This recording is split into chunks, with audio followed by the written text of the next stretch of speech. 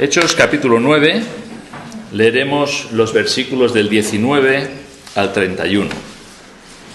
Hechos 9, versículos del 19 al 31.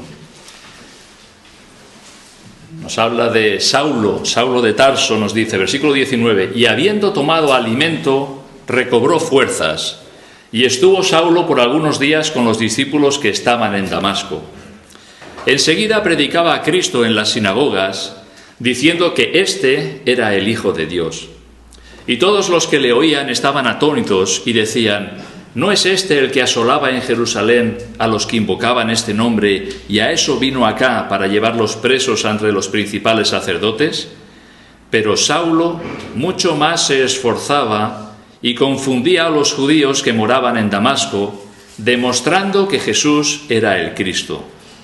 Pasados muchos días, los judíos resolvieron en consejo matarle, pero sus asechanzas llegaron a conocimiento de Saulo, y ellos guardaban las puertas de día y de noche para matarle. Entonces los discípulos, tomándole de noche, le bajaron por el muro descolgándole en una canasta. Cuando llegó a Jerusalén, trataba de juntarse con los discípulos, pero todos le tenían miedo, no creyendo que fuese discípulo. Entonces Bernabé, tomándole, lo trajo a los apóstoles y les contó cómo Saulo había visto en el camino al Señor, el cual le había hablado, y cómo en Damasco había hablado valerosamente en el nombre de Jesús. Y estaba con ellos en Jerusalén, y entraba y salía, y hablaba denodadamente en el nombre del Señor, y disputaba con los griegos, pero éstos procuraban matarle. Cuando supieron esto, los hermanos le llevaron hasta Cesarea, y le enviaron a Tarso.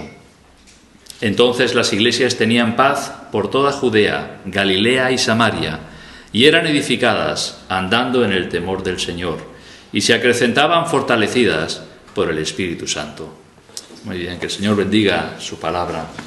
Vamos a estar considerando estos versículos, y como recordáis, pues estamos viendo cómo el Señor obró para la salvación de Saulo de Tarso, que más adelante sería el apóstol Pablo. Muchas veces se ha dicho que la salvación de una persona no es el final del camino, sino su principio. Sí que es cierto que es el final de una etapa en la vida, de una etapa en la vida en la que se ha vivido de espaldas a Dios. Pero por medio del nuevo nacimiento comienza una nueva vida en Cristo. Como nos dice aquel versículo tan conocido, si alguno está en Cristo, nueva criatura es. A veces esa nueva vida es tan antagonista a la vida anterior que deja una profunda huella. Y esto es un poquito lo que vemos en Saulo de Tarso, después el apóstol Pablo. Cómo este hombre, del punto de perseguir a los cristianos, de perseguir el Evangelio, de llevar a aquellos que confesaban el nombre de Jesús presos para que fuesen castigados, hubo tal transformación en su vida que se convirtió en el apóstol Pablo, el gran propagador de ese mensaje que había estado persiguiendo. Qué contraste tan grande, ¿verdad? Blanco y negro. De perseguir el Evangelio, de perseguir al Señor. Eso es lo que le dijo Jesús. Yo soy Jesús a quien tú persigues. Pablo estaba persiguiendo al Señor cuando él estaba persiguiendo a los cristianos, a los hijos de Dios. Y después vino a ser gran defensor de ese Evangelio, de tal forma que confundía a muchos, ¿verdad? ¿Qué transformación más grande se manifiesta y se ve en la vida de este hombre? Siempre debe de haber un antes y un después. Y en nuestras vidas también. Un antes y un después. Antes de conocer al Señor y después de conocer al Señor. Debe de haber ese cambio, esa nueva vida. De hecho, la conversión es un cambio que ocurre en una persona cuando tiene un encuentro personal con Cristo. Un cambio en muchísimas cosas, en todas las áreas de la vida, ¿verdad? Un cambio. Antes pensábamos de una manera, cuando tenemos al Señor pensamos de otra. Antes teníamos unas prioridades, cuando tenemos al Señor tenemos otras. Valoramos las cosas de distinta manera, y así debe de ser. La palabra de Dios, este precioso libro que nos da esa sabiduría para saber valorar lo que realmente es importante. y no como muchas personas en este mundo siguen pues tras las cosas materiales que son, nos dice la Escritura, temporales, pasajeras, livianas. La polilla y el orín lo corrompen, los ladrones lo minan y lo hurtan. Y nos dice el Señor, no os hagáis tesoros en la tierra, ¿verdad? Haceos tesoros en el cielo. Es otra perspectiva nueva que toda persona que ha conocido al Señor debe de tener en su vida. Por eso es tan importante que leamos las Escrituras, que meditemos en ella, porque esa conversión es algo que se va realizando, ese cambio en nuestra vida es algo que se va realizando constantemente, no se acaba en un día, no se acaba una semana después de conocer al Señor, ni en un mes, ni en años, no se acaba hasta que estemos delante de la presencia del Señor. Mientras que estamos con los pies en este mundo, nuestra vida está en un constante cambio, transformación, para adecuarnos más a la imagen del Señor Jesucristo. De hecho, es la voluntad de Dios, ¿verdad?, que Cristo sea formado en nosotros. Y vemos en Saulo de Tarso ese cambio que ocurrió. El mes pasado que estuvimos considerando cuando Saulo llegó a Damasco, recordáis, él fue con el propósito de perseguir a los cristianos, traerlos presos a Jerusalén para que fuesen juzgados y castigados. Y recordáis cómo entró Saulo en Damasco. Entró de una forma muy distinta de la que se había imaginado. Él iba allí pues enviado con cartas del sumo sacerdote para ir a las sinagogas y llevar presos a Jerusalén a los cristianos. Llegó o él pretendía llegar como el que iba a preservar la sana doctrina del judaísmo, ¿verdad?, la tradición de sus padres. Pero vemos que no entró en Damasco como él se imaginaba. Él entró profundamente impactado por un encuentro que tuvo con Jesús, a quien él perseguía. Vemos cómo entró en Damasco cogido de la mano, ciego, era llevado por aquellos que iban con él. Entró ciego en Damasco. Estuvo 3 días, leemos en el texto, 3 días sin comer, profundamente impactado por ese encuentro con Jesús. Estuvo esperando las instrucciones divinas. El Señor le dijo, cuando le dijo, ¿qué quieres que yo haga? Dice, entra en Damasco y allí te se dirá lo que debes de hacer. Esperando las instrucciones divinas. ¿Qué le iba a decir el Señor? Allí te se dirá lo que debes hacer. Y luego también vemos en el versículo 11 cómo él estuvo en oración. Cuando el Señor le dijo a Ananías, dice, he aquí, hablando de Saulo, él ora, ¿verdad? Todo ello parece reflejar un estado de shock. Estaba viviendo unas circunstancias que jamás había vivido y que jamás se hubiera imaginado que iba a vivirlas. En el versículo 17 y el 18 vemos al Señor obrando, ¿verdad? Versículo 17 y 18 dice, fue entonces Ananías y entró en la casa y poniendo sobre él las manos, dijo, hermano Saulo, el Señor Jesús que se te apareció en el camino por donde venías me ha enviado para que recibas la vista y seas lleno del Espíritu Santo. Al momento le cayeron de los ojos como escamas y recibió al instante la vista y levantándose fue bautizado. Ahí vemos al Señor actuando. Primero el Señor le envía el calor de la comunión cristiana a través de un hermano llamado Ananías, que tenía sus dudas cuando el Señor le dijo, ve a tal lugar y busca en casa de Judas a un tal llamado Saulo de Tarso. Tenía sus dudas, pero Señor, este ha perseguido a los tuyos en Jerusalén, ¿cuánto daño ha hecho a tu iglesia? Pero el Señor le envía, ve, Ananías, porque instrumento escogido me es este. Y vemos como el Señor le envía a Saulo el calor de la comunión cristiana por medio de Ananías. Por medio de Ananías también recibe la vista, 3 días sin poder ver, ciego, y por medio de Ananías el Señor obró y le concedió la vista, y también recibió el Espíritu Santo, viniendo a formar parte de la iglesia del Señor. En el siguiente versículo nos dice, fue bautizado, probablemente por Ananías, en obediencia al mandamiento del Señor y como testimonio de su nueva vida en Cristo. En nuestras vidas es posible que también nos encontremos en ocasiones con circunstancias que nos pueden dejar en estado de shock, ¿verdad? A veces pueden pasar años Y nuestra vida es como aquellos ríos caudalosos que van tranquilos, donde no se ven ni las olas, ¿verdad? Todo va manso, todo va suave, todo va tranquilo. Y después, de repente, empiezan a venir aguas rápidas, ¿verdad? Empiezan a venir pruebas a nuestras vidas, empiezan a venir circunstancias que normalmente no vienen de una en una, ¿verdad? Eso lo sabemos todos. Parece ser que cuando vienen circunstancias difíciles viene una detrás de otra. Se nos agolpan, se nos amontonan, ¿verdad? De forma que nos pueden dejar en estado de shock, ¿verdad? Señor, ¿qué está pasando? Podemos pensar en Job, su vida tranquila, ese río, ¿verdad?, de su vida, un hombre próspero, un hombre sabio, una hermosa familia, una gran familia, y en un día lo perdió todo.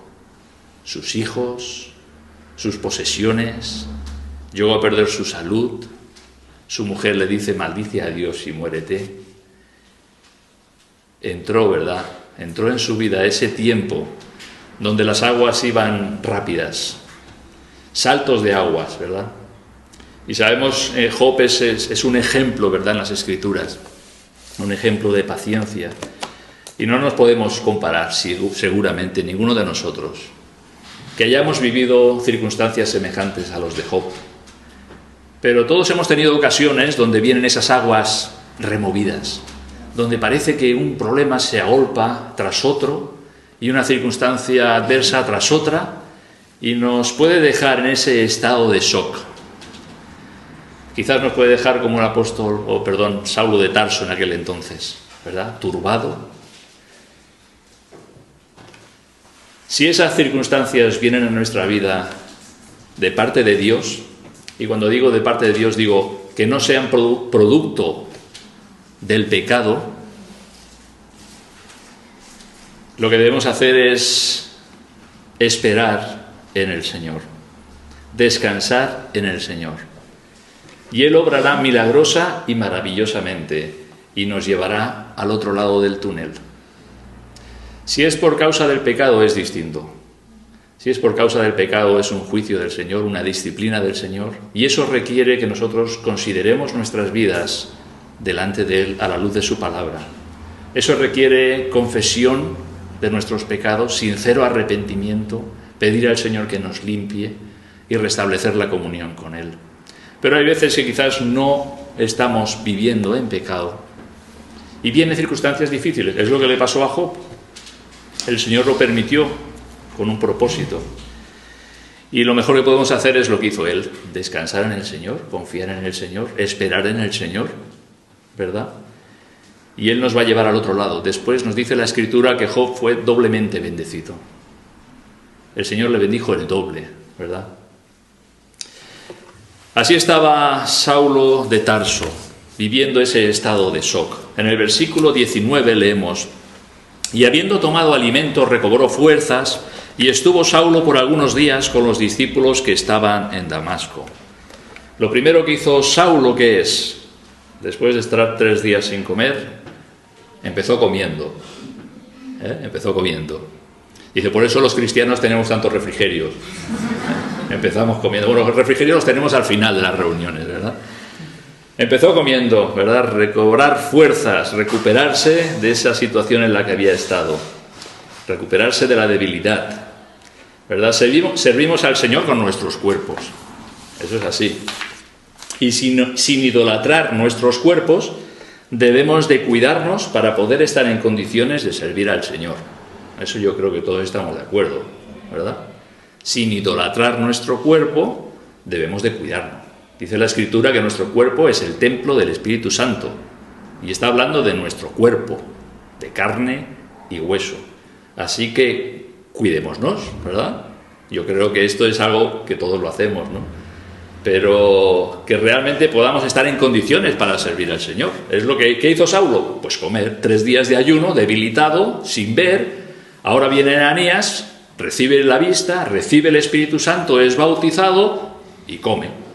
Recobra fuerzas, se repone, ¿verdad? Después de ese estado de shock, pues no es para quedarse, ahora me voy a coger una semana para descansar, ¿verdad? Es para cargar las pilas e ir adelante a ver qué es lo que el Señor quiere. Y esto nos da un ejemplo para nosotros, ¿verdad? A veces se dice que después de vacaciones necesitas otra semana para recuperarte de las vacaciones, ¿verdad? A veces se dice esto. Pero lo bueno es que podamos estar en disposición de servir al Señor. Y vuelvo a decir, sin idolatrar nuestro cuerpo, ¿vale? Pero que realmente pueda ser nuestros cuerpos, nuestros miembros, nos dice la Escritura, puestos al servicio del Señor, podamos glorificar al Señor. Saulo fue acogido en la comunión cristiana. Es hermoso este versículo 19. Dice, y Saulo estuvo por algunos días con los discípulos que estaban en Damasco. Fijaros que dice con los discípulos que estaban en Damasco. Ya no solamente menciona a Ananías, que fue quien fue enviado por el Señor, nos habla en plural. Los discípulos de Damasco,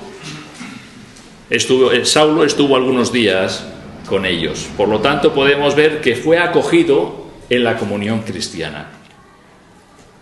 Saulo había ido a Damasco a perseguir a los cristianos y llevarlos presos a Jerusalén, y después de su encuentro con Jesús es recibido en la comunión de los cristianos.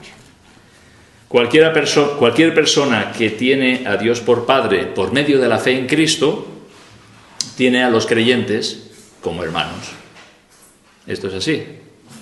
Cualquier persona que tiene a Dios por Padre por medio del Señor Jesucristo, tiene a los creyentes como hermanos en la fe. Versículo 20. Enseguida predicaba a Cristo en las sinagogas diciendo que éste era el Hijo de Dios. Aquí es interesante ese enseguida, ¿verdad? Enseguida predicaba a Cristo en las sinagogas diciendo que éste era el Hijo de Dios. La evidencia de la conversión genuina de Saulo es que enseguida hablaba de Jesús. Y es una bendición. Cuando alguien viene al conocimiento del Señor y lo que quiere es hablar del Señor a los demás. Es una bendición, ¿verdad? Dice, algo le ha pasado. Habla de Jesús. A uno, a otro, sin avergonzarse. Podéis recordar cuando Jesús sanó a aquel endemoniado gadareno. Aquel hombre quería ir con Jesús y Jesús no se lo permitió. No. Dice, vete a los tuyos y cuéntales cuán grandes cosas el Señor ha hecho contigo y cómo ha tenido de ti misericordia. Eso es lo que el Señor le dijo. Ve a los tuyos y cuéntales. Cuéntales de tu encuentro con Jesús. Allí empieza el testimonio cristiano. Dice, con los tuyos, ¿verdad? Con tu familia, con tus amistades, con tus conocidos, etcétera, etcétera. Aquellos que están cerca de ti. Cuéntale a los tuyos acerca de Jesús. Versículo 21. Y todos los que le oían estaban atónitos y decían, ¿no es este el que asolaba en Jerusalén a los que invocaban este nombre y a eso vino acá para llevarlos presos ante los principales sacerdotes? Esa era la gran sorpresa de aquellos que le escuchaban. No podían entender lo que había sucedido. Los planes de Saulo de Tarso eran unos, los planes del Señor eran otros. Y hubo esa transformación en su vida, y evidentemente les dejó confundidos. Si había venido aquí a perseguir a los cristianos, ¿qué hace hablando de Jesús? ¿De que este verdaderamente, dice, es el Hijo de Dios? En los siguientes versículos muy probablemente hay un paréntesis que Lucas no nos narra, un tiempo en la vida de Saulo de Tarso, entre los versículos 21 y 22. En el 22 nos dice, pero Saulo mucho más se esforzaba y confundía a los judíos que moraban en Damasco, demostrando que Jesús era el Cristo. Vale, aquí vemos varias cosas. En el versículo 20, que Saulo hablaba de Jesús en las sinagogas. Sin duda él podía hablar de que verdaderamente había visto al Cristo resucitado y glorificado. Él lo había visto. Él había visto a Jesús y él podía hablar de Jesús. Es como cuando un recién convertido es salvo y habla de Jesús, habla de una experiencia personal, no tiene un conocimiento teológico. Él lo que sabe es que ha creído en el Señor Jesucristo y el Señor le ha salvado. Y habla de Jesús sin tener un conocimiento teológico, ¿verdad? No ha tenido tiempo, evidentemente, de conocer las Escrituras. Pero fijaros en el versículo 22, al final dice, demostrando que Jesús era el Cristo. Esto es distinto. Una cosa es hablar de Jesús que has conocido, que te ha salvado, y otra cosa es demostrar que Jesús era el Cristo. Para demostrar que Jesús era el Cristo hace falta una formación bíblica. Un recién convertido no tiene una base bíblica para demostrar por medio de las Escrituras que Jesús es el Cristo. Para ello hace falta un tiempo de formación bíblica. También en el versículo 19 nos dice, en la última parte dice, y estuvo Saulo por algunos días con los discípulos que estaban en Damasco. Nos dice algunos días. Y luego más adelante, en el versículo 23, fijaros que dice, pasados muchos días. O sea, hay una diferencia, ¿verdad? Algunos días, y después nos dice muchos días. Primero nos dice hablando de Jesús, y después nos dice demostrando que Jesús era el Cristo. Ahí en medio hay un paréntesis del que Lucas no nos dice nada. Pero que más adelante, Pablo lo vamos a ver en el libro de Gálatas. El libro de Gálatas, él narra cómo fueron los acontecimientos de su conversión. Gálatas capítulo 1. Y vamos a ver cómo realmente hubo un tiempo de formación bíblica, de conocer a Dios y de vivir en comunión con Él. Gálatas capítulo 1. Esta epístola sabéis que fue escrita para defender su apostolado delante de aquellos que lo ponían en duda. Y entonces él les dice cómo fue su conversión. Gálatas 1, vamos a leer del versículo 13 hasta el 21. Dice, porque ya habéis oído acerca de mi conducta en otro tiempo en el judaísmo, que perseguía sobremanera a la iglesia de Dios y la asolaba. Y en el judaísmo aventajaba a muchos de mis contemporáneos en mi nación, siendo mucho más celosos de las tradiciones de mis padres. Pero cuando agradó a Dios, que me apartó desde el vientre de mi madre y me llamó por su gracia, revelar a su Hijo en mí, para que yo le predicase entre los gentiles, no consulté enseguida con carne y sangre, ni subí a Jerusalén a los que eran apóstoles antes que yo, sino que fui a Arabia y volví de nuevo a Damasco. Después, pasados 3 años, subí a Jerusalén para ver a Pedro y permanecí con él 15 días. Pero no vi a ningún otro de los apóstoles, sino a Jacobo, el hermano del Señor. En esto que os escribo, he aquí delante de Dios que no miento. Muy bien, aquí vemos Saulo de Tarso, el apóstol Pablo, explicando qué es el orden de los acontecimientos cuando él se convirtió. Y esto era para demostrar que él no era apóstol porque otro hombre lo hubiera nombrado apóstol, sino porque verdaderamente el Señor le había llamado para ese ministerio. ¿Verdad? Pero veis, sobre todo en el versículo 27, dice, ni subí a Jerusalén a los que eran apóstoles antes que yo, sino que fui a Arabia y volví de nuevo a Damasco. Muy bien. Hemos visto que Saulo de Tarso llegó a Damasco, se convirtió, habló de Jesús, se fue un tiempo a Arabia, al desierto, y después nos dice que regresó y volví de nuevo, ¿a dónde? A Damasco. ¿Vale? Ese es el orden de los acontecimientos en su vida. Así que vemos cómo en estos versículos, en el libro de los Hechos, hay ese paréntesis, que Lucas no nos dice nada. Ese paréntesis entre hablar de Jesús, que lo he visto, que se me ha aparecido, y ese demostrar por medio de las Escrituras que Jesús es el Cristo. Algunos días del principio con muchos días de después. ¿Veis ahí ese paréntesis? Y en medio él estuvo esos días, ese tiempo en Damasco. Lo cierto es que nos dice que desde que él se convirtió hasta que fue a Jerusalén habían pasado 3 años. 3 años en los que él no había visto a ninguno de los apóstoles. Y cuando vio a Pedro, estuvo con él 15 días.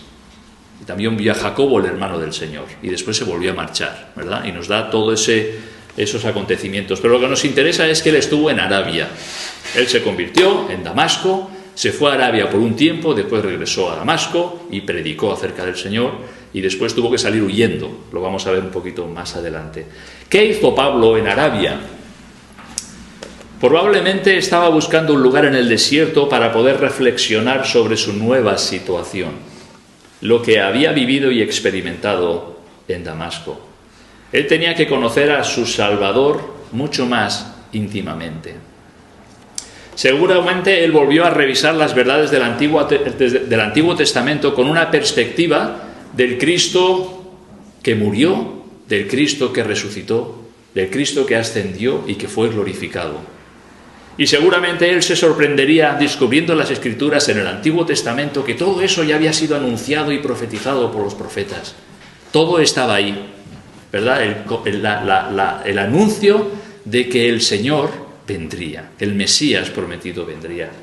Y posiblemente él volvió a revisar todas. Recordamos que él era un hombre docto, era un estudioso. Él había crecido y había sido educado a los pies de Gamaliel, que era una de las personas más importantes en el judaísmo en aquel tiempo. Y seguramente él volvió a revisar todas esas verdades del Antiguo Testamento. Después de ese tiempo de retiro y reflexión, Pablo regresó a Damasco, y no es de extrañar que confundiera a los judíos, probando por las Escrituras que Jesús era el Mesías esperado. Porque ahora no solamente hablaba del Jesús que se le había aparecido en el camino, sino hablaba del Jesús que los profetas habían anunciado y que él había revisado en las Escrituras. En todo este proceso, a pesar de que Pablo gozó de esa especial inspiración del Espíritu Santo, fue necesaria una actividad de su mente y la íntima comunión con el Señor. Y esto todo cristiano es llamado a hacerlo. ¿Qué? Una actividad de su mente. Significa que meditemos en la palabra de Dios. Hermanos, tenemos que mover las neuronas del cerebro. Meditar en la palabra de Dios, escoger un texto y darle vueltas. De la misma forma que las vacas van rumiando, ¿verdad? Cojamos un texto y le vemos dando vueltas y lo vamos repitiendo en nuestra mente y le vamos diciendo: Señor, ¿qué quiere decir este versículo? Podamos orar y podamos buscar. Hay buenos comentarios de las Escrituras que podemos consultar, meditar, orar, buscar la dirección del Señor. ¿Y eso qué significa? Una actividad en su mente, en nuestras mentes, un conocimiento que vamos asimilando en nuestras vidas, que no simplemente es información que recibimos, sino esa información que vamos cosechando nosotros mismos de las Escrituras. ¿Verdad? ¿Qué es más bueno? ¿Una lata de lentejas litoral con chorizo? ¿O las que hace, ¿verdad?, la yaya, podríamos decir? ¿Qué es más bueno? ¿Verdad? A veces nos acostumbramos y nos conformamos con devocionales, que están bien, pero son como esos precocinados, ¿vale? Es bueno que nosotros cojamos los ingredientes de la palabra de Dios y nos pongamos a la labor, ¿verdad?, de meditar en ellos, de hacer un buen cocido, ¿verdad? Un cocido espiritual, podríamos decirle, ¿verdad? Coger los ingredientes de la palabra de Dios, meditar en ellos, crecer en el conocimiento del Señor, orar. Todo eso es lo que posiblemente Pablo o Saulo de Tarso experimentó en aquellos años, en aquel tiempo que estuvo en Arabia. Una actividad de su mente y una comunión íntima con el Señor, porque el conocimiento lo que nos debe de llevar es a conocer más al Señor y tener más comunión con Él. No es información lo que nos hace espirituales, no es la información, no es saber que tal rey reinó estos años y que pasó tal cosa. Está muy bien conocerlo, pero lo que nos lleva a una comunión con el Señor es realmente conocerle a Él, estar en comunión con Él, tener esos tiempos especiales, ¿verdad?, en comunión íntima con el Señor. La experiencia de Pablo en Arabia nos recuerda los 40 años que Moisés estuvo en el desierto antes de que el Señor lo enviara a Egipto para liberar a su pueblo. El Señor tiene un tiempo para pulir las herramientas que quiere usar. Con Pablo no sabemos cuánto tiempo estuvo, ¿eh? 1 año, 2 años, quizás. Moisés estuvo 40 años en el desierto antes de que el Señor se le apareciera. De hecho, es interesante las similitudes que hay entre la vida y obra de Moisés y la vida y obra del apóstol Pablo. Menciono algunas. Moisés fue educado en la sabiduría de los egipcios, nos dice en el libro de Hechos. Pablo fue educado a los pies de Gamaliel. El Señor se apareció a Moisés en la zarza, en Sinaí. Jesús se apareció a Pablo camino a Damasco. Moisés estuvo 40 años en el desierto.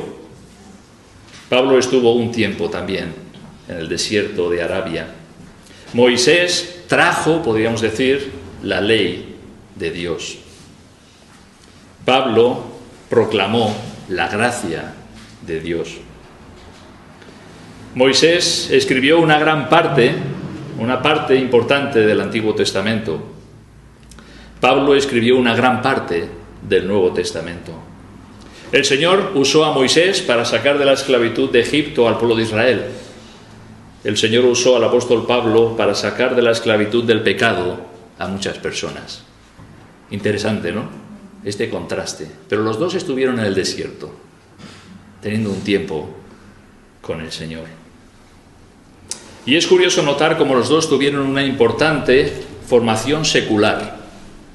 Cuando nos dice que Moisés fue enseñado, educado en la sabiduría de los egipcios, pensar que era pues lo más avanzado que había en aquel tiempo, aquella sociedad, ¿verdad? Y Moisés fue educado allí en la sabiduría de los egipcios, una formación secular. El apóstol o Saulo de Tarso fue educado a los pies de Gamaliel, una, podríamos decir, secular, religiosa, ¿verdad? Una formación también, antes de que el Señor los usase para su servicio. Y sin duda esa formación el Señor la usó en su tiempo para la labor que iban a realizar. Y aquí pongo una nota de que no está mal el tener unos estudios seculares. Esto sobre todo por los jóvenes, ¿verdad? No está mal el tener unos estudios seculares. No está mal.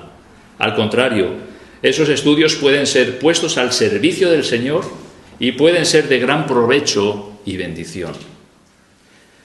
Hay hermanos, hay científicos cristianos, hay médicos cristianos, hay abogados, puedes hacer una gran lista de personas que tienen una formación académica que ninguno de nosotros tenemos, ¿verdad? O muchos de nosotros no tenemos. Pero cuando eso es puesto a los pies del Señor, pueden ser usados por el Señor grandemente, en unos ámbitos en los que somos sin letras y del vulgo jamás podemos llegar.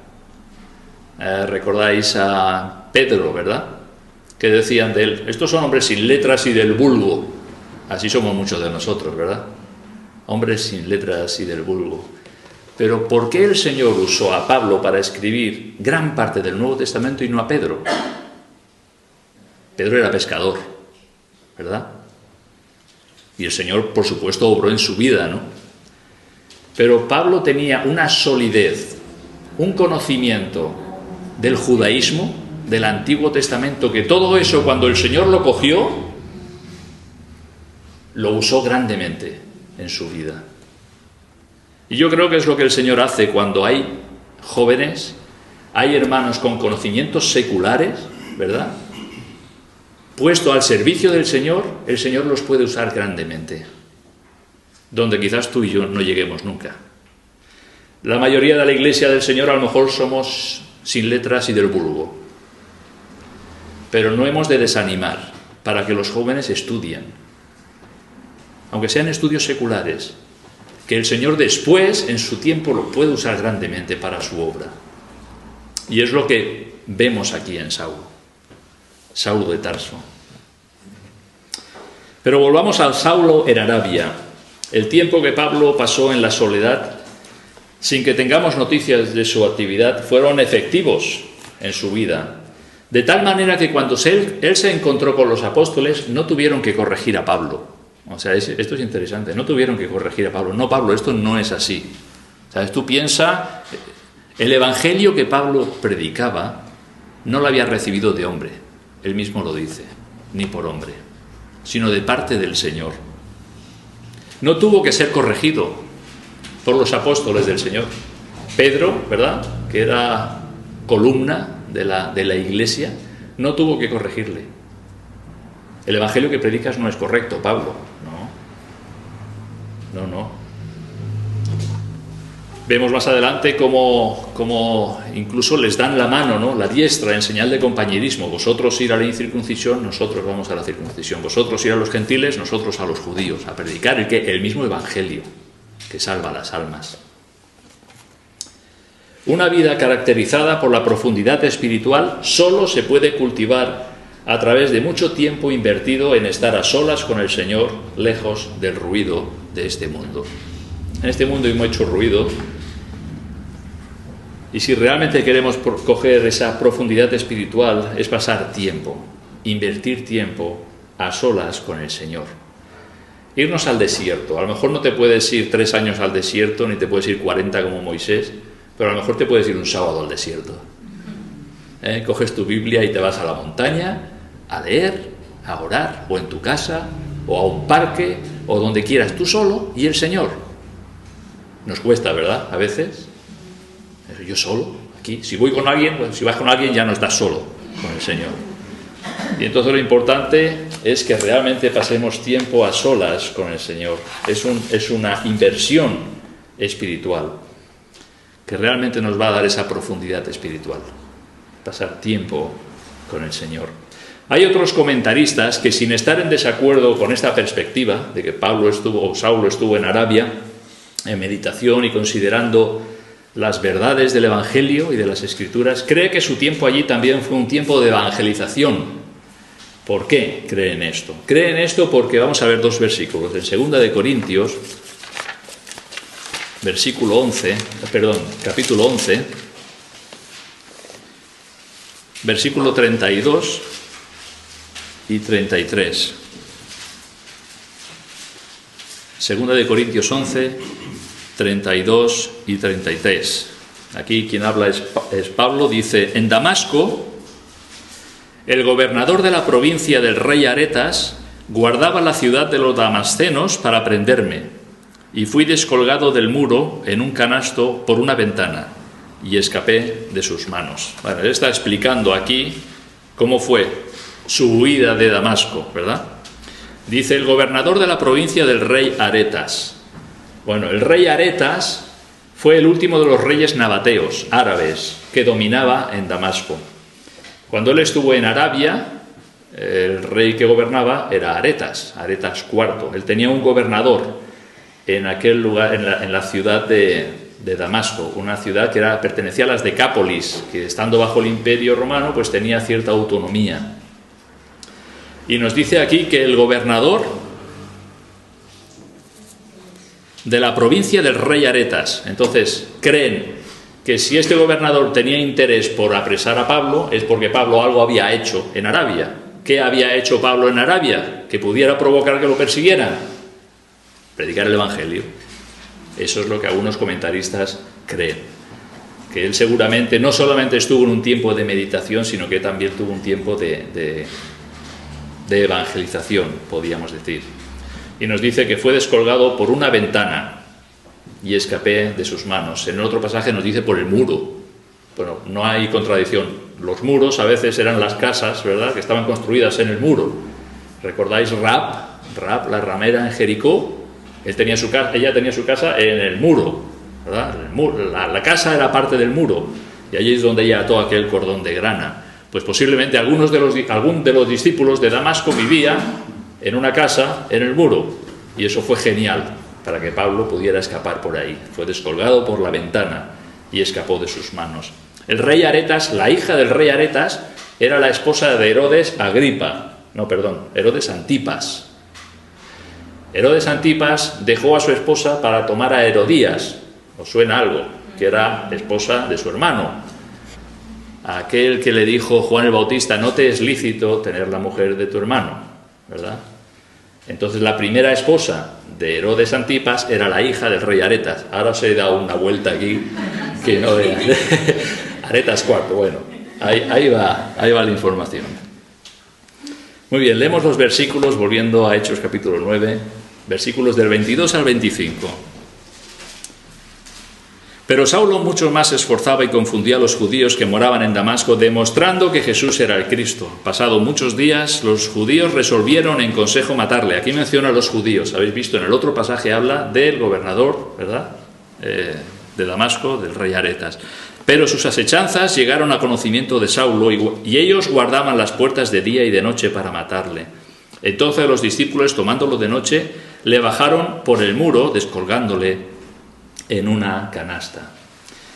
Lo que es bien seguro es que el tiempo que Saulo estuvo en Arabia recibió esa instrucción, revelación de parte del Señor. En Gálatas él mismo dice: «Mas os hago saber, hermanos, que el evangelio anunciado por mí no es según hombre, pues yo ni lo recibí ni lo aprendí de hombre alguno, sino por revelación de Jesucristo». Esto es lo que estaba mencionando antes. Lo que él recibió era por revelación de Jesucristo. Es un caso único o excepcional, ¿vale? Normalmente aprendemos pues de otros hermanos, ¿verdad?, o de comentaristas o de otros hermanos, otras personas.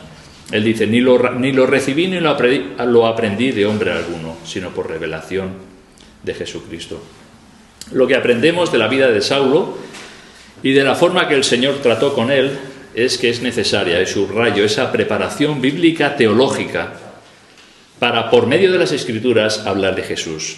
No solamente, hay un tiempo, hermanos, donde sí, hablamos del Jesús que nos ha salvado. El Señor me ha salvado. No sé cómo ha sido, pero el Señor me ha salvado. Me ha mostrado que yo era pecador, me he arrepentido de mis pecados, lo he confesado y el Señor me ha salvado. Y hablamos del Jesús que nos ha salvado, de esa experiencia personal. Pero después de eso hay un tiempo donde debemos demostrar por las Escrituras que Jesús es el Cristo. Y eso significa un tiempo de estar con el Señor, ¿verdad?, de aprender, de mover las neuronas, de conocer al Señor de una forma a través de las Escrituras. Versículo 26. Cuando llegó a Jerusalén trataba de juntarse con los discípulos, pero todos le tenían miedo, no creyendo que fuese discípulo. Muy bien, 3 años habían pasado desde que Saulo salió de Jerusalén hasta que regresó. Y dice que trataba de juntarse con los discípulos, pero todos le tenían miedo. Saulo huyó de Damasco con la ayuda de los discípulos y fue a Jerusalén. Como he dicho, 3 años habían pasado desde que salió. Dice, y trataba de juntarse con los discípulos. Esto nos enseña la necesidad de, estés donde estés, buscar la comunión de hermanos en la fe. Trataba de juntarse con los discípulos. En Damasco ya lo conocían, ¿verdad? Ya era recibido en la comunión de los creyentes en Jerusalén, ¿no? Este es el que se fue a Damasco a perseguir a los cristianos. ¿Cuántos daño ha hecho a la iglesia del Señor aquí en Jerusalén? Cuando Saulo regresa, pues le tenían miedo, evidentemente. Los hermanos le tenían miedo, no querían juntarse con él. La comunión cristiana es parte de la vida cristiana. Y Saulo es lo que trató de juntarse con los discípulos en Jerusalén, quienes tenían serias dudas de su conversión. Versículo 27. Entonces Bernabé, tomándole, lo trajo a los apóstoles y les contó cómo Saulo había visto en el camino al Señor, el cual le había hablado, y cómo en Damasco había hablado valerosamente en el nombre de Jesús. Bernabé significa hijo de consolación, es un sobrenombre que le pusieron los apóstoles. Hizo lo que nadie se atrevió a hacer. Nadie quería juntarse con Saulo de Tarso, ninguno de los discípulos del Señor en Jerusalén. Entonces Bernabé.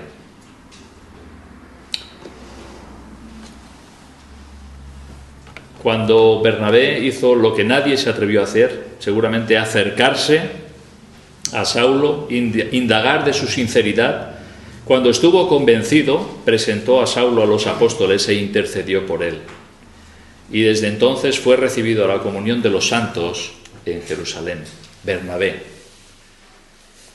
Qué bueno es cuando en una iglesia todos ejercen sus dones. Bernabé. Se arriesgó, se atrevió, fue movido a misericordia. Algo hubo en este hombre para que se acercase a Saulo de Tarso, a ver si es verdad lo que he oído. que se ha convertido al Señor, a ver si es verdad. Y por eso es bueno cuando en una iglesia todos ejercen sus dones. En este caso lo hizo Bernabé, el don de la misericordia, ¿verdad? Quizás algo que los demás jamás hubieran hecho. Yo a este nombre no me acerco. Quizás habían todavía discípulos en Jerusalén a los que Pablo o Saulo en aquel entonces había apresado. No, él me cogió y me llevó a la prisión. No, yo no quiero saber nada de él, ¿verdad? Pero fue Bernabé, movido a misericordia, quien se acercó, indagó, conoció que verdaderamente sus intenciones eran sinceras y lo presentó, dice, a los discípulos del Señor. Me puedo imaginar a Saulo recordando cómo había perseguido a los discípulos. Yo creo que no le extrañaría que fuera rechazado en un principio. No le extrañaría, porque él sabía todo lo que había hecho. Yo he perseguido a la iglesia del Señor. Entonces es normal.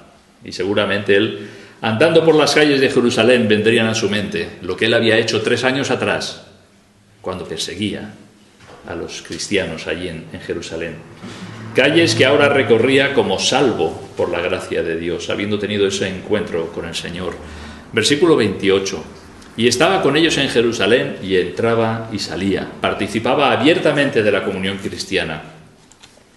Versículo 29 dice, y hablaba denodadamente en el nombre del Señor. Y disputaba con los griegos, pero estos procuraban matarle. Dice, hablaba denodadamente. Esto es con intrepidez, con esfuerzo, con atrevimiento. Todo esto significa denodadamente. Evidencia esta de su nueva vida en Cristo, hasta el punto de continuar con la labor que llevó a la muerte a Esteban. Hablar de Cristo. 3 años habían pasado. Esteban había sido apedreado y muerto por hablar del Señor. Y ahora tienes a Saulo, quien guardó las ropas de aquellos que apedreaban a Esteban, quien dio su voto, ¿verdad? Ahora tienes a él mismo, continuar la labor de Esteban, hablando de Jesús. Versículo 30. Cuando supieron esto los hermanos, le llevaron hasta Cesarea y le enviaron a Tarso.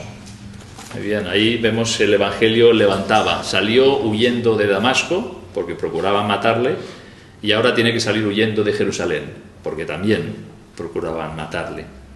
Cuando lo supieron esto los hermanos, le llevaron hasta Cesarea y le enviaron a Tarso. El cuidado de los hermanos se hizo patente en sacarlo de Jerusalén. Lo acompañaron hasta Cesarea, una ciudad costera, donde posiblemente se embarcó hacia Tarso, su ciudad natal. Lo enviaron, lo sacaron de allí. Vete de aquí, ¿verdad? Tu vida corre peligro, vete de aquí. Y se fue a su ciudad natal. Y versículo 31 y último dice, entonces las iglesias tenían paz por toda Judea, Galilea y Samaria, y eran edificadas andando en el temor del Señor, y se acrecentaban fortalecidas por el Espíritu Santo. Y este es un buen versículo que nos habla del avance y consolidación de la iglesia del Señor, ¿verdad? Ahora venía ese tiempo no de aguas turbulentas, sino un tiempo de tranquilidad. Entonces las iglesias tenían paz por toda Judea, Galilea y Samaria. Y es interesante, fijaros ahora lo que nos dice, y eran edificadas, andando en el temor del Señor, y se acrecentaban fortalecidas por el Espíritu Santo. Esto es como un ciclo constante en la vida de todo cristiano y por supuesto en la vida de la Iglesia. Crecer en la fe. Nunca podemos parar de crecer en la fe. Es algo constante que necesitamos. Y dice, caminaban en el temor del Señor. Nunca debemos de perder el temor del Señor. El temor del Señor es lo que nos aparta del pecado. Andar en el temor del Señor. Nos aparta del pecado, nos lleva, nos conduce a la santidad. Y en tercer lugar, y eran fortalecidos por el Espíritu Santo. Crecimiento, ¿verdad? Espiritual. Crecer en la fe, caminar en el temor del Señor y ser fortalecidos en el Espíritu Santo. Eso es lo que las iglesias hacían en aquellos tiempos de paz. Y eso es lo que debe de ser el ciclo en nuestra vida cristiana, a nivel particular y en nuestra vida de iglesia, crecer, ¿verdad? Ir avanzando, y conociendo más al Señor. Pues lo dejamos aquí, que el Señor les bendiga.